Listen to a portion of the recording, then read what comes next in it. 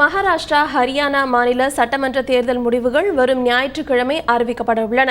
பெரும் எதிர்பார்ப்புக்கு இடையில் 5 முனை போட்டி நிலவும் மராட்டியத்தில் பாஜக, சிவசேனா, காங்கிரஸ் உள்ளிட்ட கட்சிகளின் எண்ண ஓட்டம் எவ்வாறு உள்ளது, கட்சிகளின் அடுத்த கட்ட நடவடிக்கை என்னவாக இருக்கும் என்பது குறித்து மும்பையிலிருந்து விளக்குகிறார் எமது சிறப்பு செய்தியாளர் சலீம். மகாராஷ்டிராவில் நடத்தப்பட்டிருக்கும் கருத்து கணிப்பை பொறுத்தவரை பாஜக நம்பர் 1 கட்சியாக வரும் அப்படின்னு சொல்லியிருக்காங்க. 288 தொகுதிகள் மொத்தம் 145 தொகுதிகளை வென்றெடுத்தால் மகாராஷ்டிராவில் ஆட்சி அமைக்க முடியும் என்ற நிலை. ஆனால் பாஜக 125 சீட் வரைக்கும் வெற்றி பெற வாய்ப்பு இருக்கு அப்படின்னு சொல்றாங்க. பாஜகவை பொறுத்தவரை அங்கே முதலமைச்சர் பதவிக்கு 4 முனை போட்டி பாஜக உள்ளே அப்படின்னு சொல்லணும். ஒன்று, மாநில பாஜக கட்சியினுடைய தலைவர் ஃபட்னவிஸ், அவருக்கு 44 வயசாவது. அநேகமா பாஜக நம்பர் 1 கட்சியாக வந்தால் மற்ற கட்சியின் சப்போர்ட்டோடு அவர் முதலமைச்சராக அதிக வாய்ப்பு உள்ளதாக பாஜக வட்டாரங்கள் நமக்கு தகவல் தெரிவிக்கிறாங்க. இன்னொன்று, மத்திய அமைச்சர் கட்கரியும் அந்த பதவிக்கு போட்டியில் இருப்பார் அப்படிங்கிற மாதிரி நமக்கு பாஜக தரப்புலேருந்து தகவல்லாம் தெரிவிக்கிறாங்க. பாஜகவை பொறுத்தவரை இந்த நிலை. அடுத்து முதலமைச்சராக யார் அப்படிங்கிற கணக்குக்கு அவங்க போயிட்டாங்க. இரண்டாவது, சிவசேனா ஒரு 70 சீட் வரைக்கும் ஜெயிப்பாங்க அப்படின்னு சொல்றாங்க. பட் இந்த தேர்தல் பிரச்சாரத்தின் பொழுது நரேந்திர மோடியையும் அமித்ஷாவையும் பாஜகவையும் கடுமையாக விமர்சித்து சிவசேனா பிரச்சாரம் செய்திருப்பதால் தேர்தல், அதாவது முடிவுக்கு பிறகு கூட்டணி பாஜகவுடன் அமைக்குமா, அதை பாஜக விரும்புமா அப்படின்னு ஒரு கேள்வி இப்போ வந்துருச்சு. அதனால சிவசேனா கொஞ்சம் வருத்தத்தில் இருக்காங்க.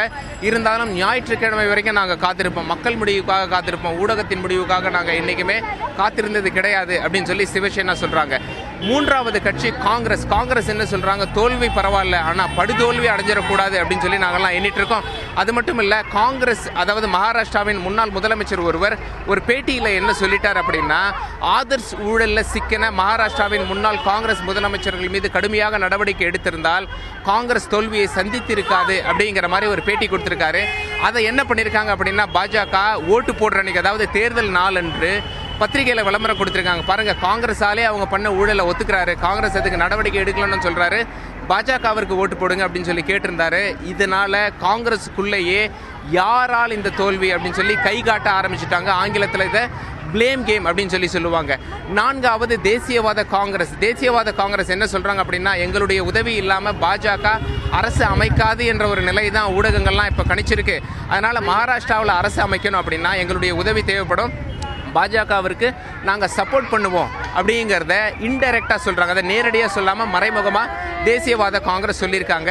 எம்என்எஸ் அதிக சீட்டு ஒன்றும் ஜெயிக்கிற மாதிரி தெரியல ராஜ் தாக்கரே, அதனால் அவங்க அமைதியாக பார்த்துட்டு இருக்காங்க முடிவுகள் என்ன நடக்க போகுது அப்படின்னு சொல்லிட்டு.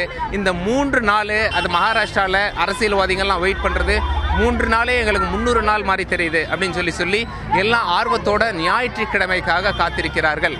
மும்பையிலிருந்து தந்தி செய்திகளுக்காக கேமரா பர்சன் பிரபுவுடன் சலீம்.